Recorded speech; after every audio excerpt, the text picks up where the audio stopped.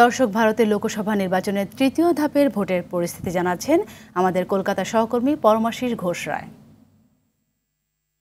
18তম লোকসভা নির্বাচনের তৃতীয় দফার ভোট কিন্তু আজ গোটা দেশব্যাপী শুরু হয়ে গেছে।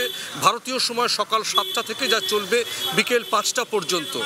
এখনো পর্যন্ত যেটা খবর, ভারতের নির্বাচন কমিশন সূত্রে যেটা আমরা জানতে পেরেছি, বেলা 11টা পর্যন্ত কিন্তু ভারতীয় সময় বেলা 11টা পর্যন্ত 25.41% গোটা দেশে কিন্তু গড় ভোটদান হয়েছে। এবং পশ্চিমবঙ্গের ক্ষেত্রে পশ্চিমবঙ্গের যে 4টি লোকসভা কেন্দ্রে ভোট হচ্ছে সেখানে এখনো পর্যন্ত 32.82% ভোট সম্পন্ন হয়েছে। মানে ভোটদানের গড় হার হিসেবটা কিন্তু নির্বাচন কমিশন এমনটাই জানিয়েছে।